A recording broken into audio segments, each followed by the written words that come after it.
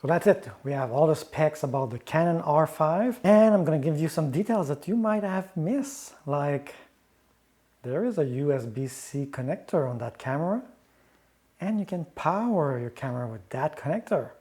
And way more than that, because we're going to compare that to the ARRI. Oh yeah, we're going to compare that to the ARRI Alexa Mini LF, and we're going to compare that to another 8K camera, but that one costs a little bit more.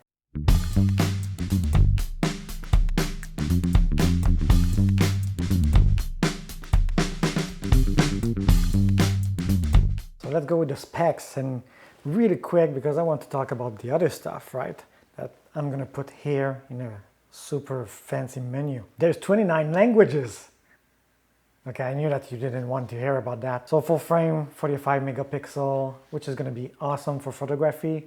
I'm going to show you some comparison from Vistec. Hopefully I'm pronouncing that well. They took basically a big processor and it gives awesome results, right? You have 8K, 4K, all those Ks. You have Canon logs, Zebra display. Why not? You have dual card slots, a game changer for professionals. You can even record 8K on the fastest card, which costs a lot. And you can record 4K on the other card at the same time. Did you know that? So you have Canon logs, built-in mic. Who's using the built-in mic? The electronic viewfinder has a 5 megapixel something million dots, which is awesome, which is the biggest or mirrorless cameras of Canon. Of course, 20 frames per second when shooting silent, 12 frames per second when shooting with the shutter, which is pretty good, especially this is a 45 million megapixel sensor. So yeah, and for the first time they've put in-body image stabilization, which is going to be very helpful for a lot of people. The autofocus is actually the dual pixel autofocus system version 2, and you have 100% coverage in most situations. There's also a few things that like the portrait relighting, which you have to use the Canon software on your PC or Mac to use. And you can now shoot, of course, RAW like usual, JPEGs, and AIFF files, which is actually better than JPEGs for multiple reasons. Smaller file size, more bit depth of color. That's going to be interesting with the color science of Canon.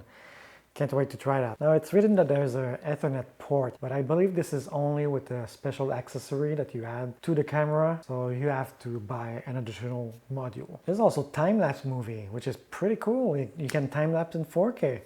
Awesome, and there's no time limit. We'll talk about that later. Now the camera actually have a pretty good buffer, and looking at the stats here, and I'll show it on the screen, the buffer won't be a problem while doing pictures. Oh, and it's weather seal, of course, like all the 5 series camera. And that might be a small problem, or is it? We'll check it out. The movie recording menu also changed, and it's so much more easier to understand. Like I said, there is a USB-C connector now, and you can't recharge the batteries, but you can actually power the camera with. Now, Vistec actually made some comparison, so I'm going to put the pictures here, and I'll put the link below if you want to have more details. But basically made a comparison with the R5 R6 and the 5D Mark IV, which is actually filming right now. And you can see here that the difference is actually pretty good. Right, the 5D Mark IV is 30 megapixel and the R5 is 45, and they even say that in the video that the R5 is better than the Canon D5R, which is pretty impressive. And on the video side they also put some comparison, and looking at this and I'm like, whoa, the 5D Mark IV 4K is actually better, but why? Now remember that there is a small crop factor on the 5D Mark IV in 4K. So maybe this is a little bit what we're seeing here. But you can see here on the screen the comparison, and yeah, the 4K, the R5 is actually pretty good. Now let's begin to talk about the time limits and the overheating situation, right? When the 5D Mark II actually was released, the camera actually had 12-minute time limit, right, in HD. So this was the first camera that was released that had, with that form factor, that had actually HD possibilities, full frame 35mm sensor. And they were using all 5 formats in the 5D Mark II.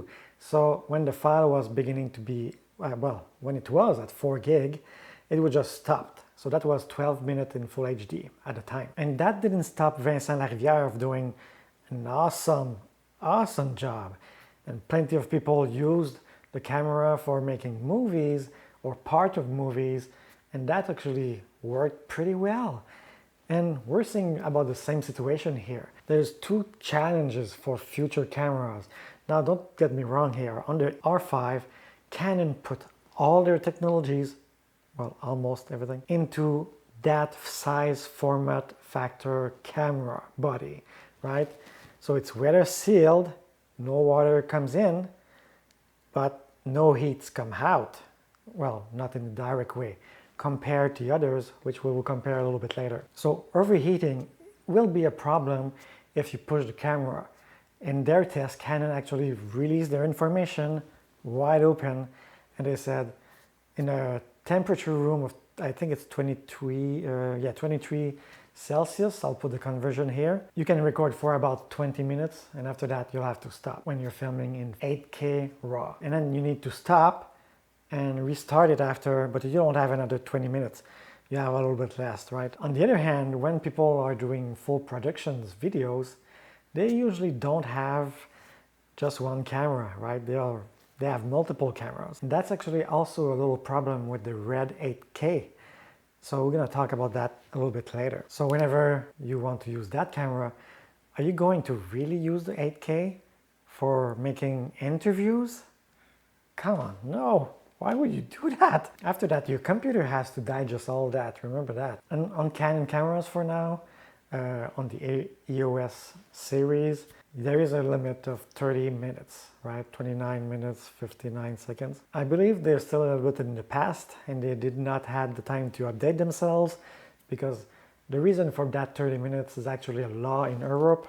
And because you would have to pay more money because of they added like a duty tax.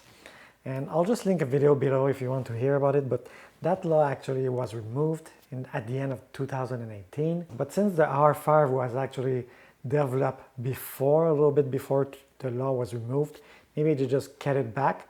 Or maybe second reason, if you want to do things more than 30 minutes, just go buy their cinema lens cameras, right? So this is the limit for the recording time internally with the dual card slots. What if you record outside? Well, Gerald Aldon actually had a good idea, right? He says, I think the Canon R6 with a Ninja V is a better use of money than the R5. Now, of course, he didn't try them, but let's just say that you use this solution instead, because you actually like the HD or anything like that, or the 4K even. So you could buy actually a Atomos Ninja V, combine that with the R6 or R5, and you need to buy the cable. So the Atomos Ninja is 600. Let's say you put a 2 terabyte in there. The Sony one is 350, and you need to buy an HDMI cable that can handle that. Joe London did a video on that. Go check it out, 30 bucks, let's just say 30 bucks with the shipping. So yeah, you are at 3,500 bucks US, of course. Good idea. And that Atomos will actually be still alive after a couple of years, and you'll be able to use it for a lot of things, because you can actually do way more than just recording with that. So let's compare with other cameras that can do 8K. And there's not a lot of them. Actually, there's one that I just put in my sheet here. So I did a sheet. Compare the Canon 5R to the R6, the C300 Mark III, the Sony a7R 4, Panasonic GH5, which is very popular, the Red HELIUM 8K that can do 8K, and the Alexa Mini LF. And let's compare it to the R5, full frame 45 megapixel, right? How about the R6, full frame 20 megapixel? How about the C300 M3? It's a full frame 10 megapixel. Wait, what? Yes, it is. And the image quality is actually awesome. After that, you have the Sony a7R 4, which is a 61 megapixel, full frame also. The GH5 is a micro four third, 20 megapixel. The Red HELIUM 8K is a full frame minus because it's not exactly full frame, and it's 35 megapixel. And the Alexa Mini LF is actually a full frame full frame plus because it's slightly bigger than a full frame, 14 megapixel. If we compare all those cameras, they can all do HD, 4K, and if you look at the Alexa Mini LF, it's only 14 megapixel, right? But the image quality on that is awesome, even in 4K. So megapixel wise, it's actually, well, we won't do a megapixel versus price comparison. It's not worth it for the Alexa Mini, but the quality of the image is awesome. And what do we see here, right? We see that the water sealing is different per camera. So the R5 and R6 are weather sealed. I don't know about the R6, I didn't add any details and I didn't follow the series of the 6, but the 5 series, including the 4D Mark IV, they are very well built in weather sealed, which means nothing comes in and nothing really comes out also. What are the actually cooling solutions for all of those cameras, right? If we look at the red HELIUM, there's two fans in there and 2 cooling blocks. And what can you hear when you actually start the camera? Well, not at the start, but eventually if you keep it going, you're gonna hear it. You're gonna hear the fans, obviously. Same thing with the Alexa Mini. So right now the technology is there, right? It's there, but you just can't have weather seal and 8K at the same time with a full frame sensor. You just can't. It's just not possible with current technologies. And we're going to talk about maybe solutions a little bit later. Also, you have to take consideration the price, right? The red is not quite cheap, and the Alexa Mini either. So what would be some solutions? Well, you could water cool it. Well, actually, Linux Tech Tip actually did it on his channel. They have 2 or 3 red cameras, 8K, and they open it and they said to themselves, hey, let's have a project, let's water cool that thing. And it took them a while to do so, right? They had to do a lot of research, tests and everything. So if you look at the red opened, you see the 2 heatsink blocks that are there with copper pipes that dissipate the heat, or should I say, transport the heat to the heat sinks. Heat sinks will dissipate the heat, and they have 2 fans that will push the heat from the heat sinks outside. What happened when you cool it, right? So they did a test, final test, and since they have more than one, they could compare. They did that test in their temporary room, and they tested 2 cameras side by side, 30 minutes recording in 8K, I believe. What happened with the temperature? Well, the temperature was actually the same, which is actually interesting. Although that the temperature was the same, on the water cooler red, you could hear almost nothing. And on the other one, which was the original one, well, the fans were ramping up to keep that 39 Celsius. And what about the original one? Well, the decibels were actually going up because the camera wants to stay below 40 Celsius, I believe, because it was at 39 for both of them for 30 minutes. But then it's getting hotter and hotter. So you need to ramp up those fans to make more air go through. So what would be an awesome solution for the R5 or maybe the R5 Mark II in the future? Let's put a heatsink on that. And I have all the solutions, yeah. Okay, maybe that's a bad idea. Instead, they should try to, if they want to keep the weather seal in the future cameras, and if they want to keep the heat going out, they're gonna need to have some kind of heat dissipation system inside the camera. Maybe use copper pipes that will touch on a surface, and that surface will dissipate heat directly outside. Maybe do bodies that would be a combination of magnesium, which they are right now, combined with aluminum, maybe that's possible, maybe it's not, but they're gonna have to do a lot of research on that.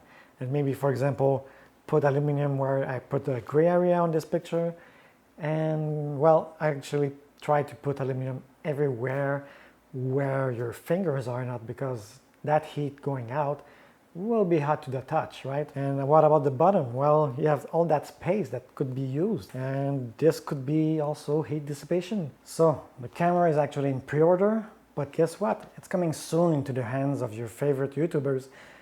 Maybe not me, because do I really need it? That's a question you need to ask yourself, even if it's hot or latest technology, or should I upgrade?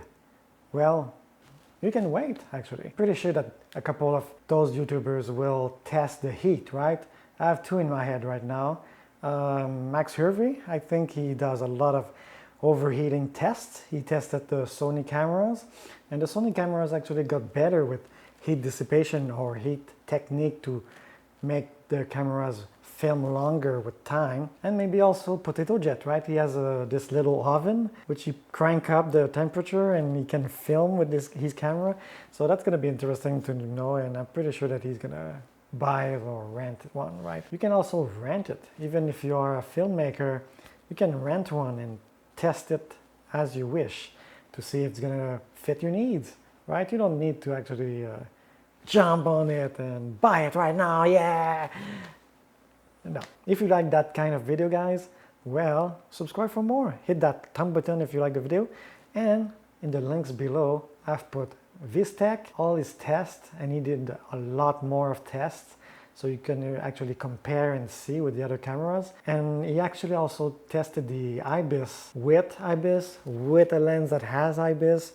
There's also a secondary IBIS solution in the R5, and it is also compared with a gimbal. So that's actually pretty useful for all those filmmakers. And even more impressive, he did all that feet naked. I've put also the Linux Tech Tip videos links if you want to see a teardown of the 8K RED camera, and also some details on why cameras have still the 30 minutes limit.